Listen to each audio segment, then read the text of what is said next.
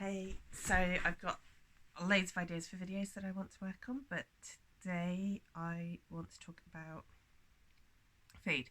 And this a little bit ties in with the last video where I talked about a few of the things from my past that I knew were autistic-y.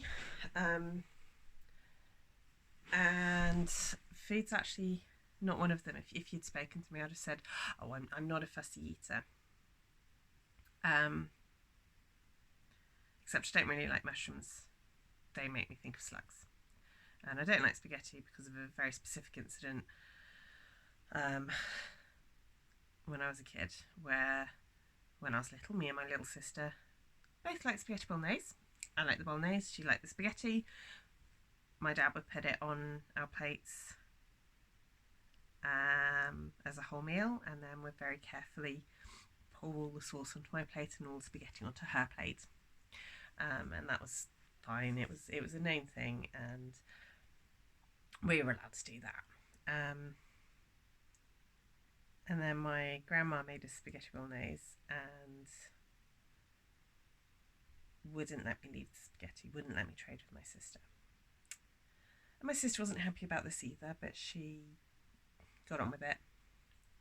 She didn't mind the sauce that much, but I could not eat the spaghetti, and my grandma made me sit at the dinner table while my younger brother and sister played, until I had eaten it, by which point it was a cold, congealed lump, and I was in tears, and my dad was clearly really unhappy about the situation. And I largely only ate it because we were actually staying with my granny, who had a bigger house and didn't live too far from my grandma, even though they both lived far enough away that we had to travel to see them. And I wanted to get back to my granny.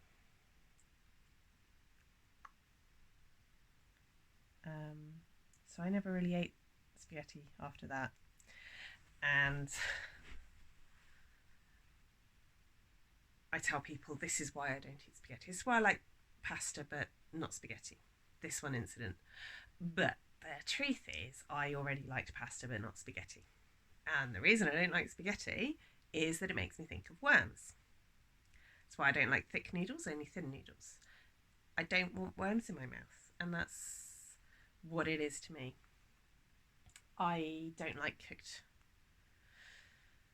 peppers, bell peppers. I've had to learn to because my husband likes to put them into everything, and I could never explain it to him in a way that he could understand because I didn't understand myself.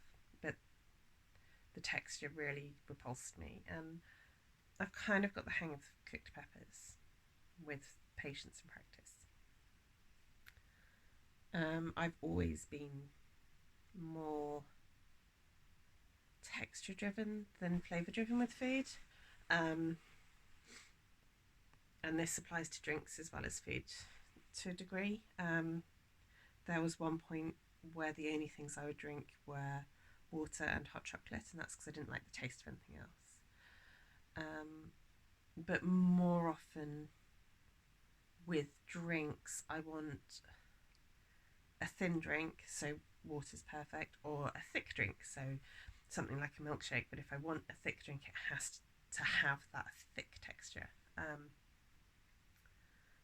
And we don't always have the right kind of stuff in the house, and I don't like the taste of cow's milk, so my toddler having a cow's milk protein allergy has been amazing because I've discovered oat milk, and the thick oat milk, the barista or the whole milk adaptations, they taste okay, and they've got that thickness of texture, that mouthfeel that I'm enjoying. Yeah. But food, I hated slimy food as a child, so I don't think I'm a fussy eater, and I'll tell people I wasn't fussy as a child. And then I remember, actually, I love coleslaw, And I remember the first time I ate coleslaw and being so cross with myself for not eating it before. It was my sister's favourite food and I would not eat it. And I wouldn't eat it because it was slimy and I didn't like slimy food. Apart from avocado. Avocado is a weird one for me because the texture is everything I shouldn't like, and yet I have all my life always loved avocado, except for the one that sometimes is a bit gritty. Again, it's a texture thing. I don't like grit in my mouth, but that's probably quite normal. But I didn't know anyone else who objected to this particular type of avocado because no one else could detect the grit. So yeah, with hindsight, there were clues.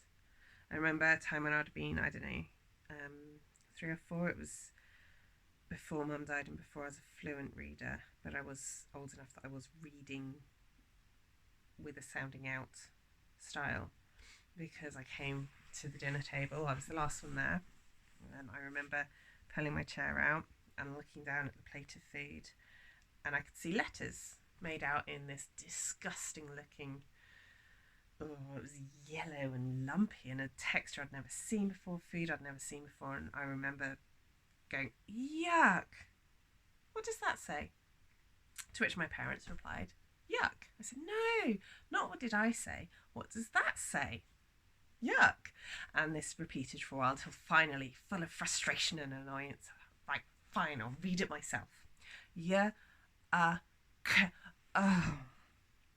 So I never said yuck when new food was given to me before, and actually it was a really nice lentil based meal, and I remember actually quite liking it, and it did teach me a lesson. It told me that my default response to new food was to say yuck, and that this had been picked up on by other people, which of the ways I've been embarrassed out of ticks is probably the mildest. In terms of long-term effect, I've got a bit of humour in my memory of that one.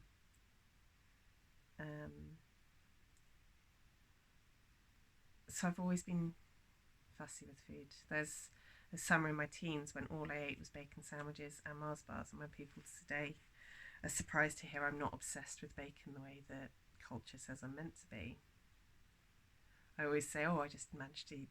There is actually an amount of bacon that one can eat in a lifetime, and I ate my whole lifetime's requirement in that one summer, and then make a bit of a joke of it. But that summer, all I was interested in eating was Mars bars and bacon sandwiches, and I had no awareness of being hungry. It was also the first summer I was on an SSRI antidepressant, and I have since discovered that whenever I'm on an SSRI antidepressant, I completely lose my sense of hunger and my body will vomit, and that is how I know I am hungry, which, as warnings that you're hungry go, isn't a particularly handy one. And it was the last time I went on one, and it started to happen again. And I asked my GP if it was a possible side effect, and he said it wasn't one he'd heard of, but it can impact your appetite. So, yeah. And now that I know I'm autistic, I'm thinking, well, we're the ones who tend to be in that little fraction, 99% effective, or we're that bit of the population that maybe is in that 1% slightly more often. So maybe it wasn't so strange to have an unusual side effect, especially around food. I remember at one point being a child, and this has been very forceful to me with a toddler who's a fussy eater. I think one of the reasons it wasn't picked up that I was a fussy eater was that the foods I liked were things like broccoli and cucumber and raw peppers, and at the time I loved not tomatoes, I still like tomatoes, mushrooms as long as they were raw. I used to really enjoy peeling the skin off of a mushroom, which, actually, I don't like the thought of that anymore. I don't like the texture of mushrooms to touch, even raw cooked. Although it's specific ones, I've had some really delicious other types of mushroom than ones you don't get at the supermarket, and I still like those. There's a lot to unpick, really. I like curries. When I was pregnant, I was craving spicy food. There were all these how to be a good partner articles my husband was reading, and it was all stuff like, you can't have a curry takeaway anymore, ha ha ha ha ha. And I was like, well, if that's what the article says, I'm still having one though. You're still cooking curry for me. Um, so I quite like a bit of spice in my food. But I also eat a lot of very bland food. Um, if I'm cooking for myself, I've got a few meals that I make all the time, and my husband doesn't like any of them. So I don't do much of the cooking at home, because I don't like cooking food that's outside of my comfort zone. So I like brown rice with tin tuna and um, olives and cucumber and I don't know, spring onions, or so it's still, I guess it is still quite strong flavours. My husband calls it student food. It's easy to make, I guess is the point of it. So food's not just about the flavour and the texture and the process of eating, it's also about the process of making it. And I find that can be very difficult and stressful, and then I don't enjoy what I'm eating. So I would rather eat something that hasn't taken me much stress to make. Yeah. And I prefer brown rice to white rice, and I always have done.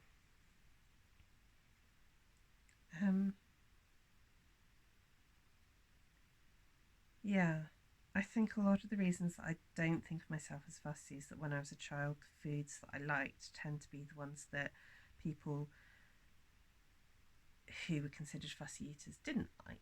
I liked my vegetables. I didn't like chicken nuggets. Actually, chicken nuggets were the only children's food that I did like. I didn't like pizza, especially with melted cheese.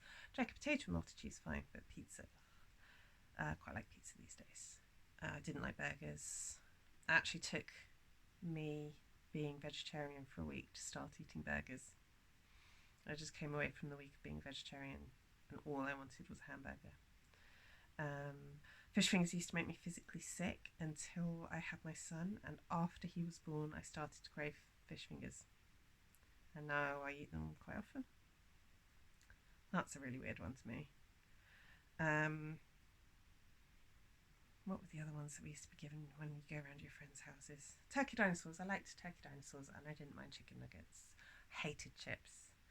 But we usually given the food that the adults in the house were eating. It was easier to just do the same meal for everyone. So that's what we had, which is the way it's generally seen these days. That's the advice we're given. And yeah, my toddler will eat pasta and sweet corn, and that's about it. And I try not to stress out about it because I don't want him to develop issues around food. So we just work around it. And also, because the more I look at what he eats and the more I think about what I ate, I actually have a pretty good diet these days. I will eat most things apart from mushrooms and shellfish and spaghetti. I'll eat pretty much anything else, I think. I'm sure I can find more exceptions. Yeah, so food's a weird one. And there's the stimming side of it, I guess. I love popping candy. I'd forgotten how much I loved popping candy till we had some recently. It was a bit of a treat. And I suspect that's why I quite like carbonated drinks, although if it's Coca-Cola I'll probably let it go half flat before I start drinking it, because I was only ever allowed Coca-Cola as a child if I had a tummy upset, and my dad would flatten it. Flat Coke was good for a tummy, was the idea. And I can't drink Dr. Pepper because the only time in my life I had Dr. Pepper before I was an adult, I had been really, really sick and Dad couldn't get hold of Coca-Cola. He got Dr. Pepper instead, and I still can't deal with Dr. Pepper, which is a bit weird. I don't like food that gets too stuck to my teeth. I don't like nuts if they are in chocolate, and I don't like chocolate and nuts together. I do like mixing flavours. My dad recalls us, my siblings used to drink something that we called pink pig, and it was blackcurrant juice mixed up with orange juice, and I'd forgotten all about it till my dad said it. Can't remember why it was called pink pig. Tasted nice though. And I still mix flavours a lot when I'm making squash, or being pregnant was great because you could get away with so many weird flavour combinations, and if anyone said anything you just go, oh, I'm pregnant. I used to enjoy that. So yeah, if I have beans on toast, I want Marmite on the bread. It's about the only way I like Marmite is on toast dipped in tea, which is also one of the few ways I'll drink a cup of tea, or with beans on toast, and then it needs to have cheese over the top. I don't like beans on toast any other way. I like my toast fresh out of the toaster, butter straight on before it has time to go hard, because then I don't like the toast, which is really difficult when you have a toddler. So I've learnt to deal with it when he was a baby, and now that he's that little bit older, he has to wait if I'm making toast, and he accepts that.